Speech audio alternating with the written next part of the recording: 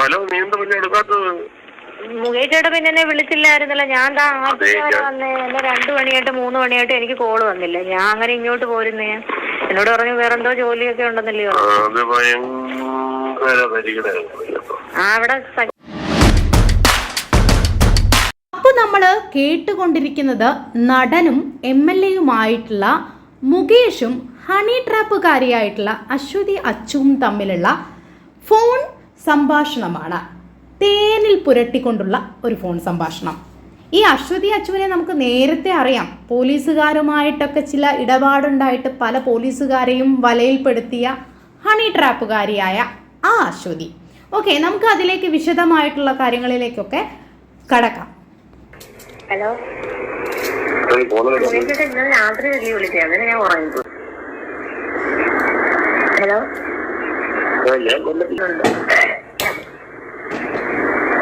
അപ്പൊ ഞാൻ ഇതിനകത്ത് വരട്ടെ?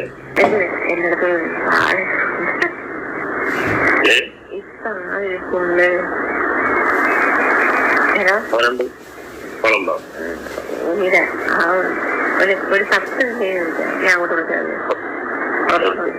ഓ, എന്നാലും എൻ്റെ അശ്വതി ചേച്ചി മൂപ്പര് തലേന്ന് വിളിച്ചപ്പോൾ ഫോൺ എടുത്തില്ല.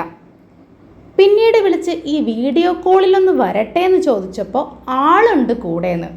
ചേച്ചി വേറൊരു കസ്റ്റമറിൻ്റെ കൂടെയാണെന്ന് നിരാശയാക്കി കളഞ്ഞു നമ്മുടെ MLA.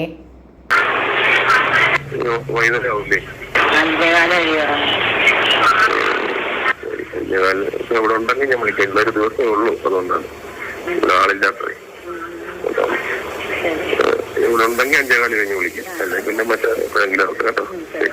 അപ്പോൾ ചേച്ചി ഫ്രീ അല്ല, ഇന്ന് വൈകുന്നേരം മാത്രമേ ഫ്രീ ആവുള്ളൂ എന്ന് തിരിച്ച് ചോദിക്കുകയാണ്. ഏതായാലും ഇന്നൊരു ദിവസം മാത്രമേ ഉള്ളൂ, എങ്ങനെയെങ്കിലും പറ്റുകയാണെങ്കിൽ വിളിക്കാം എന്നുള്ള ഉറപ്പ് കൊടുക്കുക കേട്ടോ നമ്മുടെ മുകേഷ് ഏട്ടൻ. ഇനി എന്തായെന്ന് കാണാം. മുകേഷ് ചേട്ടൻ പിന്നെ എന്നെ വിളിച്ചില്ലായിരുന്നല്ലോ. ഞാൻ വന്നേ. എന്നെ 2 മണിയായിട്ട് 3 മണിയായിട്ട് എനിക്ക് കോള് വന്നില്ല. ഞാൻ അങ്ങനെ ഇങ്ങോട്ട് പോരുന്നേ. എന്നോട് പറഞ്ഞു വേറെന്തോ ജോലിയൊക്കെ ഉണ്ടെന്നല്ലേ അവിടെ. അങ്ങനെ അശ്വതി ചേച്ചി മുകേഷ് ഏട്ടനെ തേച്ചു. മുകേഷ് ഏട്ടൻ ഭയങ്കര പ്രതീക്ഷയിലായിരുന്നു നിന്നത്. അപ്പോഴാണ് അശ്വതി ചേച്ചി അങ്ങ് പോയത്. ഏതായാലും ഇനിയുള്ള സംഭാഷണം കൂടി കേൾക്കാം. അത് ഒരാൾക്ക് ഭയങ്കര രസമാണ് കേട്ടോ. ഞാന് എന്തെല്ലാം പരിപാടികളും എല്ലാം ഞാൻ അവരെ കാല് പിടിക്കും. നിന്റെ അടുത്തൊരു വാക്ക് പറഞ്ഞോളൂ, കാല് പിടിച്ചിട്ടാണ് ഇപ്പൊ തീർത്തത്. ഞാൻ ഒന്നും കഴിച്ചിട്ടില്ല. പാവ മുകേഷ് ഏട്ടൻ അശ്വതി ചേച്ചിക്ക് വേണ്ടി കണ്ണിൽ എണ്ണയൊഴിച്ച് ഭക്ഷണം പോലും കഴിക്കാതെ കാത്തിരുന്നു.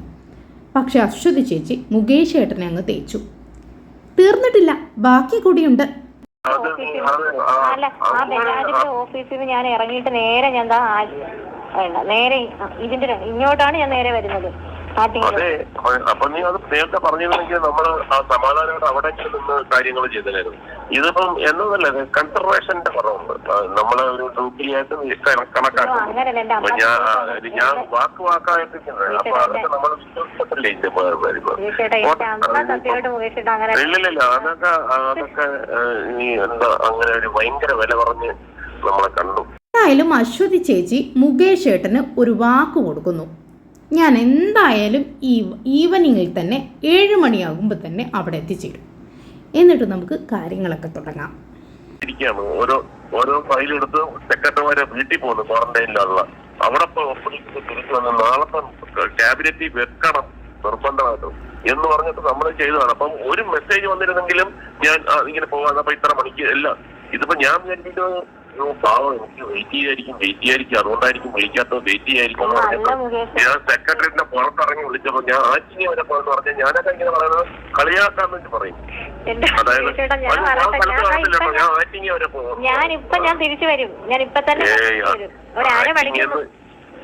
ആറ്റിങ്ങന്ന് എങ്ങനെ തിരിച്ചു വരാൻ നീ എന്തോ പറയുന്നത്? വണ്ടിക്കകത്തല്ലേ ഞാനിപ്പോ തിരിച്ചു വരും മുകേഷ്. ആറ്റിങ്ങന്ന് ഈ എന്റെ വീട് വരെ വരുന്നെന്ന് പറഞ്ഞു കഴിഞ്ഞാൽ ചിന്തിക്കാൻ പറ്റാത്ത കാര്യമാണ്. വന്ന് നോക്ക് അങ്ങനെ അത്രയ്ക്ക് നിനക്ക് ഒരു വിശ്വാസമുണ്ട്. ഞാൻ എന്തായാലും 7 മണി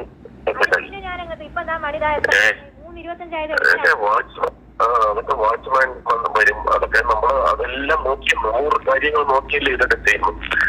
എന്താ ചെയ്യുന്നത്? മണി എത്ര എന്നറിയാം? 4. എനിക്ക് തോന്നുന്നില്ല. മുകേഷ് ഏട്ടൻ്റെ വേദന കണ്ട് അശ്വതി ചേച്ചി നേരിട്ട് വരാമെന്ന് സമ്മതിച്ചിട്ടുണ്ട് കേട്ടോ. എന്തായാലും ഇതുപോലെയുള്ള MLA-മാരെയൊക്കെയാണല്ലോ നമ്മളൊക്കെ ജയിപ്പിച്ച് വിട്ടത്. നാടിനൊരു ഉപകാരവുമില്ലാത്ത, സാധാരണ ഒരു സാമൂഹ്യ പ്രശ്നത്തെക്കുറിച്ച് ഇദ്ദേഹത്തിനോട് ഫോൺ വിളിച്ച് സംസാരിച്ചാൽ ഇദ്ദേഹം വളരെയധികം ചൂടായി റഷായിട്ട് സംസാരിച്ചിരുന്നത്.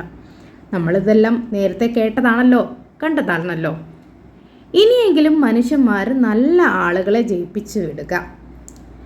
എൻ്റെ ചാനൽ ഇഷ്ടപ്പെട്ടെങ്കിൽ ഒന്ന് സബ്സ്ക്രൈബ് ചെയ്യണം, സപ്പോർട്ട് ചെയ്യണം. നിങ്ങളുടെ അഭിപ്രായം താഴെ കമൻറ്റ് ബോക്സിൽ രേഖപ്പെടുത്തണം. താങ്ക്